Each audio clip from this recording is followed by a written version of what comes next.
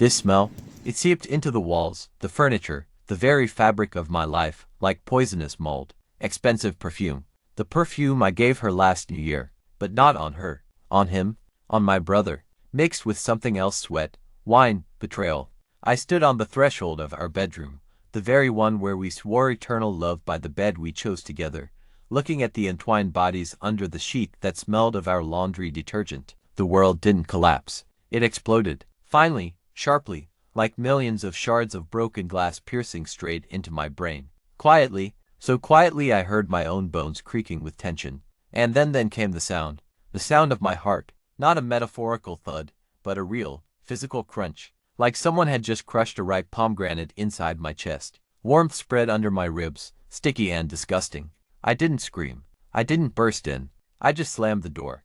Loud, loud enough for them to wake up. And I left. Just walked out of the house that ceased to be my home in a single night. In a single breath of that cursed, familiar scent on someone else's skin. On the skin of my own brother. You know what's the vilest part? Not the fact of the betrayal itself. Though that, of course, is fucked up beyond words. It's that I almost expected it. Not from him. Never from him. We weren't just brothers. We were one entity. Two trunks from the same root. Empty years older. And it always felt that responsibility. Did we fight? Sure. Like cats. But if anyone from the outside had dared to touch him, I'd have torn their throat out without a second thought. And I was as sure of this as I was of the sunrise would have done the same. We went through the hell of childhood with a perpetually drunk father, through poverty, through laughter, through tears when we shared one winter coat between us. He knew all my wounds, all my fears, all my stupid dreams. He knew how I loved her to distraction, to the point of losing myself. Elena, Lenka, I met her at a boring party thrown by a mutual friend. She stood by the window, watching the rain, and in her eyes was so much quiet sadness. Like a wounded bird, I approached, said something ridiculous. She smiled, and that was it. I was smitten, not by her beauty, she was cute, not dazzling, but by that fragility, that depth. I wanted to protect her. Always. I brought her home, to Mom. Of course, I introduced her to my brother, Sashka, my eternal partner in mischief, my advisor, my person. Had just returned from the army back then, still unsure of himself, searching for his place. I was so happy that my two most important people got along. They both loved old movies, both adored my mom's apple charlotte, both laughed at my clumsy jokes. I saw Lena helping him with his resume, saw them chatting over tea when I was late from work, and I felt warm, safe. Here it was my family, real, unbreakable. How blind I was. An idiot, a romantic fool. Now, looking back, I see those microscopic cracks that formed into an abyss. How her gaze lingered on him a fraction too long. How she suddenly started asking more often, and what about Sasha? How is he? How she'd evade my attempts to talk about the future, about kids, about moving to a bigger house with dismissive replies. Let's talk later. I'm tired. Not now. I have a headache. But with him she'd laugh, come alive. I chalked it up to them just being friends. That it was easy for her with him because he wasn't the husband, not the source of obligations, not the daily grind. He was the fun brother-in-law. And I worked, like a dog, to give her everything she deserved, to build that very house, so she wouldn't want for anything. I got tired, physically, mentally, came home, ate dinner, fell asleep in front of the TV, and they stayed in the kitchen, finishing their tea, watching that same old movie, talking. About what? I know now. About everything. About what I wasn't giving her. About how lonely she felt. About how understanding he was. How real. And then came that day. I was supposed to go on a 3-day business trip. Urgent project. Good money. Just enough for the new stove Lena dreamed of. I packed, kissed her goodbye. She seemed strange, tense, but said, "Come back soon." I left. On the second day I got a terrible migraine. Pills didn't help. I went down with a fever. My boss, seeing my state, said, "Valera, go home, recover, finish up remotely." I didn't call. Decided to surprise her. Got home late in the evening. Lights were on. My brother's car wasn't under the window. He took the metro back then. I went in. Silence. Living room empty. Kitchen an unwashed cup. I went upstairs. And there it was, that smell. Their smell. The smell of the end of my life. The smell hanging in the air before that very door. I opened it and saw entwined legs. Her hair on his shoulder. His hand on her waist. The familiar mole on her back he'd kissed 1,000 times. and his face my brother's face peaceful in sleep, like a child's, as if he was exactly where he belonged. I don't remember walking down. I don't remember leaving. I remember the cold night air. It burned my lungs. I remember sitting behind the wheel of my car and just driving, wherever my eyes led.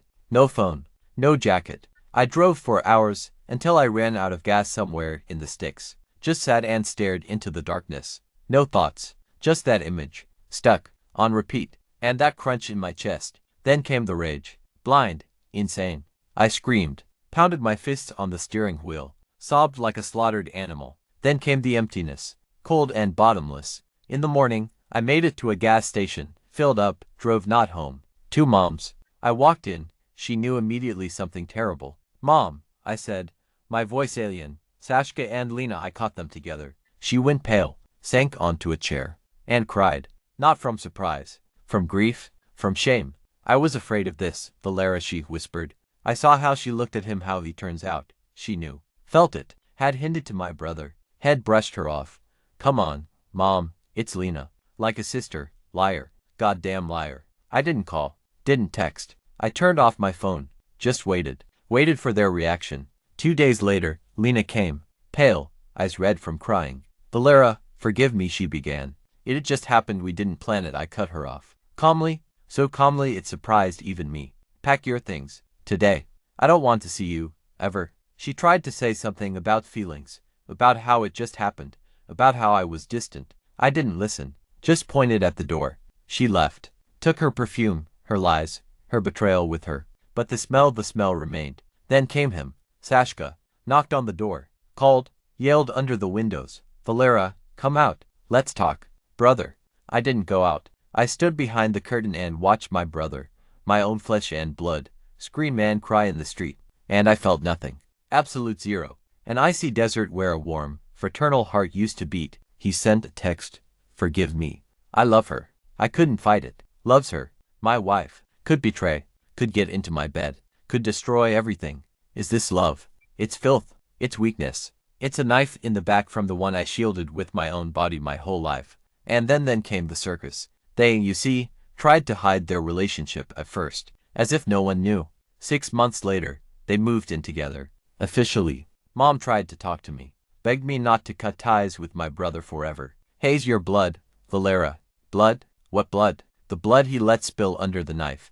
I saw them a couple of times from afar. In the city, her glued to him like a wet leaf. Him happy, beaming, as if he had stolen his own brother's life, as if he had trampled everything sacred. They got married, quietly, without us. They had a child, a son, my nephew, whom I've never seen. My mom, a grandmother. She visits them, sometimes talks about them.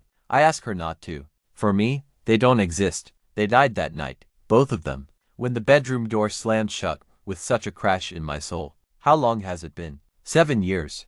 8? I don't count. Time heals. Bullshit.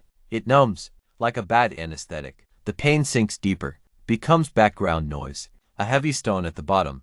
I live, work. I have friends. There were even relationships after, but nothing serious. Trust, it shattered to pieces, like that crunch in my chest back then. Sometimes, in complete silence, I still smell that scent, expensive perfume on his skin, and I hear that slam of the door shutting, the echo of the explosion that destroyed my past, my present, and it seems, my future. I don't regret kicking them both out. I regret ever letting her that deep into my heart. I regret being blind. I regret thinking the bond between brothers was unbreakable. Most of all, I regret that Mom suffers. She lost her sons, in one day, because of them. I haven't forgiven, and I won't forgive. There isn't a word, there isn't a feeling that could patch up this abyss. He is not my brother. She is not my love. They are just two people who were once everything to me, and now are emptiness. Ashes, and these ashes, they still taste bitter on my lips. Every single day. The past is dead, and I just live with its ghost. Learn to breathe through the pain.